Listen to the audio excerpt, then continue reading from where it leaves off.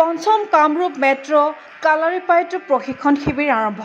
ক্ৰীড়াংগনত শতাধিক কালাৰিপায়টু খেলুৱৈৰ সমাৱেশ। অসম কালাৰিপায়টু সন্থাৰ উদ্যোগ।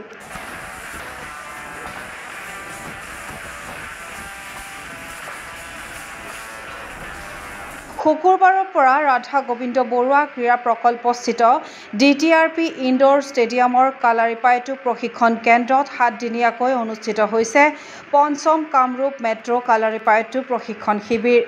অসম কালাৰিপায়টু সন্থাৰ উদ্যোগত অনুষ্ঠিত এই শিবিৰত অংশগ্ৰহণ কৰিছে কামৰূপ মেট্ৰ'ৰ অন্তৰ্গত কেইবাটাও ক্লাব আৰু ইউনিটে। প্ৰায় 120 গৰাকী নপুৰণি খেলুৱৈক প্ৰশিক্ষণ প্ৰদান কৰিছে অসম কালাৰিপায়টু সন্থাৰ সম্পাদক তথা মুখ্য প্ৰশিক্ষক পাপু খানৰ লগতে বিগত নেচনেল গেমছত পদক জয়ী কেইবাগৰাকী ছিনিয়ৰ কালাৰিপায়টু খেলুৱৈ।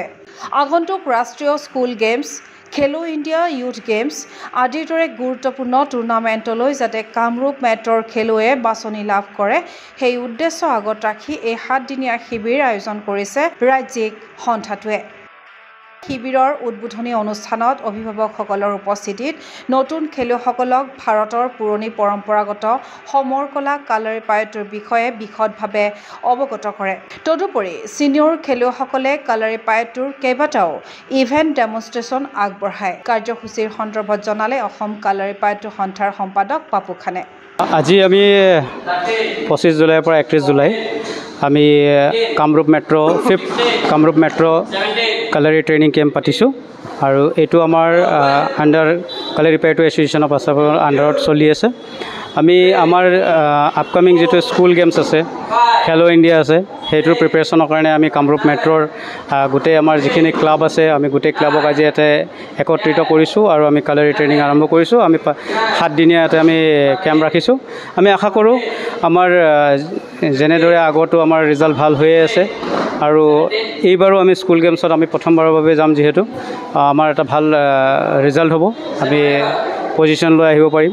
সেই আশাৰে আমি সেই উদ্দেশ্যৰে আমি কামৰূপ মেট্ৰ'ৰ গোটেইখিনি আমাৰ যিখিনি ইউনিট আছে, গোটেই ইউনিট আমি লগ হৈ আমাৰ এই কামৰূপ মেট্ৰ'ৰ ট্ৰেইনিং কেম্পটো আৰম্ভ কৰিছোঁ। ইয়াতে আমাৰ নেশ্যনেল গেমছৰ মেডেলিষ্ট আছে, সৰফৰাজ আলী, ইমৰান আলী আৰু আমাৰ খেলো ইণ্ডিয়াৰ কেইজনমান আছে আৰু ছিনিয়ৰ আৰু দুজনমান আছে। 4-5জন প্ৰশিক্ষক থাকিব, লগতে ময়ো আছোঁ আণ্ডাৰ অবজাৰ্ভেশ্যনত, মোৰ আণ্ডাৰ অবজাৰ্ভেশ্যনত চলি থাকিব আৰু আশা কৰোঁ তেওঁলোকে খুব ভালদৰে শিকি আগন্তুক খেলো ইণ্ডিয়া বা স্কুল গেমছত এটা ভাল আমাৰ ৰিজাল্ট আহে। গণেশ দেৱনাথ এখেতে আমাৰ লগত নতুনকৈ কামৰূপ মেট্ৰ'ত জইন হৈছে। তেওঁ ভালসংখ্যক তেওঁৰ ষ্টুডেণ্ট আহিছে। আমি আশা কৰোঁ তেওঁ আগন্তুক দিনত কালাৰীৰ পৰা তেওঁৰ ক্লাছৰো ল'ৰা ছোৱালী অসম টীমত বা খেলো ইণ্ডিয়া বা নেশ্যনেল গেমছ এনেকুৱা প্লেটফৰ্মত খেলক আৰু তেওঁৰো এটা ভাল নাম হওক। সেই আশাৰে আমি এটা পজিটিভ থিংকিং লৈ আমি কামৰূপৰ যিখিনি আমাৰ ইউনিট আছিল সকলো ইউনিটকে ইয়াতে মাতি আমাৰ প্ৰশিক্ষণ শিবিৰ আজিৰ পৰা আৰম্ভ কৰিলোঁ। স্কুল গেমছ আমাৰ 2 জানুৱাৰীৰ পৰা 8 জানুৱাৰী দিল্লীত হ'ব গৈ আছে। তাতে আণ্ডাৰ 14, আণ্ডাৰ 17, আণ্ডাৰ 19 তিনিটা কেটেগৰীয়ে হ'ব। তো সেইকাৰণে আমি স্পেচিয়েলি এতিয়া আণ্ডাৰ 14ৰ পৰা আমি 19লৈকে গোটেই ল'ৰা ছোৱালীক আমি প্ৰিপেৰেশ্যন কৰাই আছোঁ। আমি আশা কৰোঁ যে আগন্তুক স্কুল গেমছত এটা খুব ভাল প্ৰদৰ্শন দেখাই আমি তাৰ পৰা এটা পজিশ্যন লৈ আহিব পাৰোঁ। 7টা ইভেণ্ট হ'ব স্কুল গেমছত, সেই 7টা ইভেণ্টে আমি কৰাম। চুপাৰডুগল, মায়াপাটু, লং ষ্টাপ, শ্বৰ্ট এণ্ড চিল, কুৰুবাৰী, আমি এইখিনি গোটেইখিনি আমি শিকাম। পঞ্চম কামৰূপ মেট্ৰ' কালাৰিপায়টু প্ৰশিক্ষণ শিবিৰত সংযুক্ত হৈ আনন্দিত সমৰ কলা প্ৰশিক্ষক গণেশ দেৱনাথ। শিবিৰত যোগদান কৰা নিজা ক্লাবৰ খেলুৱৈসকলক লৈ আশাবাদী গণেশ দেৱনাথ। আমি আজি 5th কামৰূপ মেট্ৰ'ৰ এইটো ট্ৰেইনিং কেম্প চলি আছে, য'ত আমি পাৰ্টিচিপেট কৰিছোঁ। আমাৰ ইয়াতে ভালেখিনি ল'ৰা ছোৱালীয়ে পাৰ্টিচিপেট কৰিছে।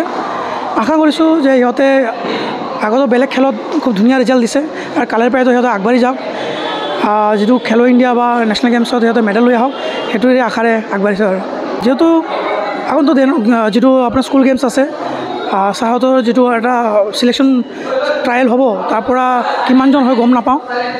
আমি নিজৰ বেষ্ট দিবলৈ ট্ৰাই কৰিম আৰু যিহেতু নেশ্যনেল গেমছত ইয়াতে আছে, নতুনকৈ সোমাইছে নেশ্যনেল গেমছত আৰু আশা কৰিছোঁ লাষ্ট নেশ্যনেল গেমছত খুব ধুনীয়া ৰিজাল্ট দিছে কালাৰিপায়টুৱে অসমৰ পৰা আৰু আশা কৰিছোঁ আপকামিং গেমতো খুব আৰু ইয়াতকৈ বেছি ভাল দিব বুলি আৰু তাতেও আমাৰ ল'ৰা ছোৱালী থাকিব বুলি আশা ৰাখিছোঁ। আৰু প্ৰথমে 4-5খন জিলাৰ পৰা আৰম্ভ হৈছিল অসম কালাৰিপায়টু সন্থাৰ জয়যাত্ৰা।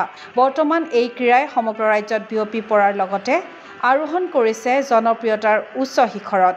শিবিৰৰ উদ্বোধনী অনুষ্ঠানত এই কথা উল্লেখ কৰিলে অসম কালাৰিপায়ত্য সন্থাৰ কোষাধ্যক্ষ শিৱাশিষ ৰাজকুমাৰে। কালাৰিপায়ত্য লৈ আজি 4-5 বছৰ ধৰি চলি আছে গেমটো।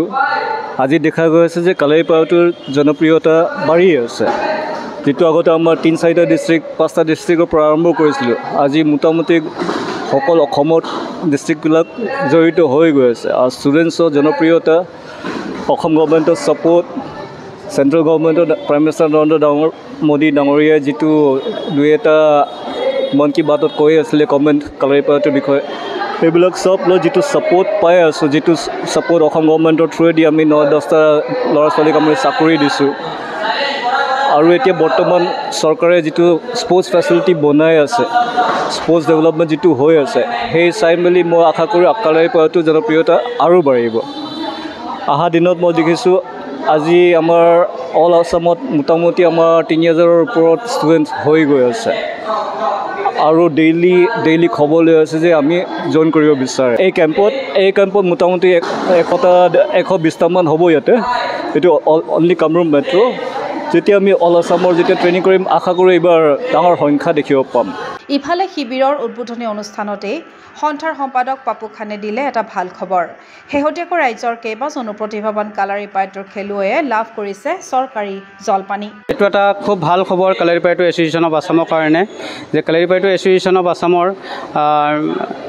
এইবাৰ যিটো অসম চৰকাৰে যিটো জলপানী দিয়ে, তাতে আমাৰ কালাৰীৰ কামৰূপ মেট্ৰ'ৰ আছে, কাছাৰৰ আছে, নগাঁও আছে, যোৰহাট আছে, ডিব্ৰুগড় আছে, তিনিচুকীয়া আছে, ভালেখিনি ডিষ্ট্ৰিক্টে আমাৰ এইবাৰ ষ্টুডেণ্টসকলে জলপানী পাবলৈ সক্ষম হৈছে।